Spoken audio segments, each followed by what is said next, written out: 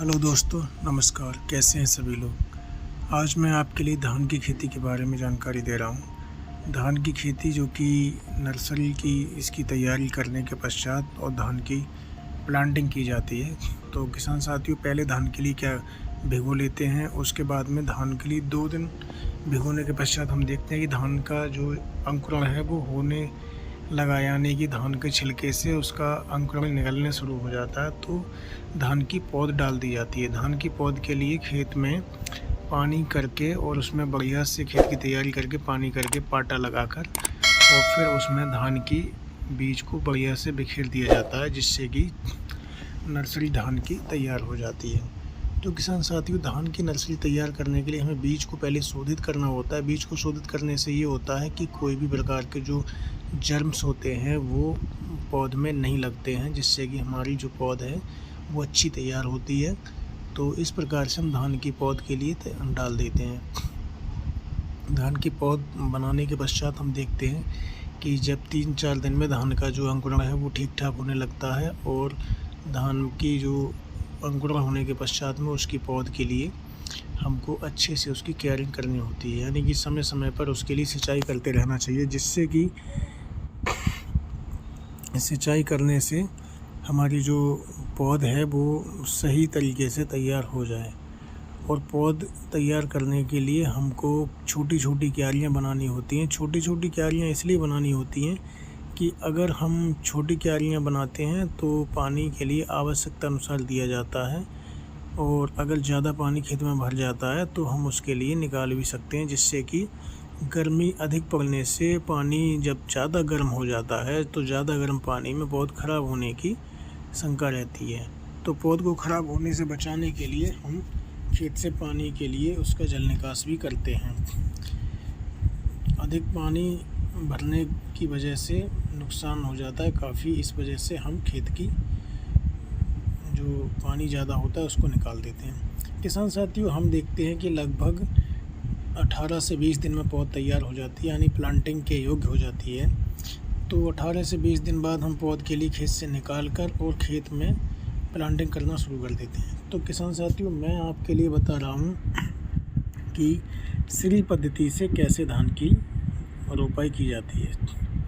श्री पद्धति का मतलब होता है SRI। SRI का मतलब होता है सिस्टम ऑफ राइस इंटेंसिफिकेशन, यानी कि धान की जो बिरलीकरण की पद्धति है उसके तौर से उसके तरीके से हम धान की खेती करते हैं, जिसके लिए हम श्री पद्धति कहते हैं। शॉर्ट में श्री पद्धति कहते हैं, वैसे इसको सिस्टम ऑफ राइस इंटेंसिफिकेशन होता है। इंटेंसिफिकेशन का मतलब होता है बिरलीकरण और सिस्टम का मतलब होती है पद्धति और राइस का मतलब धान। तो इस प्रकार से इसका जो नाम रखा गया है वो SRI रखा गया, यानी कि श्री पद्धति। तो श्री पद्धति में पौधे से पौधे की दूरी को और लाइन से लाइन की दूरी को मेंटेन रखा जाता है, यानी पौधे से पौधे की दूरी के लिए 20 सेंटीमीटर रखा जाता है और लाइन से लाइन की दूरी के लिए भी 20 सेंटीमीटर रखा जाता है, जिससे कि इसमें पौधे सही तरीके से लगाए जाते हैं और लाइनें बढ़िया से बनी होती हैं, जिससे कि हमारी जो पौध होती है वो अच्छी प्रकार से तैयार हो जाए और हमारा जो खेत में धान है उसका उत्पादन अच्छा मिले। तो किसान साथियों, जब हम इसकी प्लांटिंग करते हैं तो हम ये देखते हैं कि खेत में बहुत ज़्यादा पानी नहीं भरा होना चाहिए। ज़्यादा पानी भरने से हम अगर प्लांटिंग करते हैं तो पौधा हमने जहाँ भी लगाया वो एक इधर उधर के लिए गिरने की उसकी संभावना रहती है, जिससे कि उसकी जो लाइनें हैं वो बिगड़ सकती हैं। तो जो SRI पद्धति से हम करते हैं तो खेत में 1 इंच तक पानी रखना होता है। 1 इंच पानी में हम इसकी प्लांटिंग करते हैं। 1 इंच पानी में प्लांटिंग करने से सबसे बड़ा फ़ायदा ये होता है कि हमारा जो पौधा है वो सीधा रहता है, और उसके बाद जब पानी थोड़ा सा उसमें से सूख जाए तब हम उसकी दोबारा से सिंचाई कर देते हैं। सबसे बड़ा जो फ़ायदा है श्री पद्धति का वो ये है कि अगर खेत में आपके खरपतवार उगाते हैं तो उसकी बीडिंग करने में बहुत बड़ी आसानी होती है। और दूसरी बात यह है कि इसमें सिंचाइयाँ जो लगती हैं वो वैसे धान लगाने की अपेक्षा कम लगती हैं, और सिंचाई के लिए इसमें सिंचाई जल भी कम लगाया जाता है। और कम पानी लगने से सबसे बड़ा फ़ायदा होता है कि उत्पादन इसका ठीक मिलता है। यानी कि समय समय पर सिंचाई तो लगाएंगे, लेकिन पानी बहुत ज़्यादा नहीं भरेंगे, क्योंकि ज़्यादा पानी भरने से समस्या ये आती है खेत में कि अगर आप ज़्यादा पानी भर देते हैं तो जो आपका पौधा होता है उसकी बढ़वार उतनी अच्छी नहीं हो पाती जितनी अच्छी कि एक बार उसके लिए हवा लगने के पश्चात और उसकी निराई गुड़ाई कर देते हैं, तो उस प्रकार से जो उसकी उत्पादन होता है वो ज़्यादा अच्छा होता है। तो किसान साथियों, इस वजह से श्री पद्धति का प्रचलन काफ़ी अच्छा चल रहा है और श्री पद्धति से धान की उत्पादन जो पाया गया है वो औरों की अपेक्षा लगभग 20% अधिक उत्पादन श्री पद्धति से धान में प्राप्त किया गया है। तो आप श्री पद्धति से किसी भी वैरायटी को उगा सकते हैं, जैसे कि आपका जो 11-21 है या 1509 है या फिर आपका अराइज है, या जो भी वैरायटी आप उगाना चाहें वो उगा सकते हैं श्री पद्धति से। यानी शक्ति सीड का ताज है।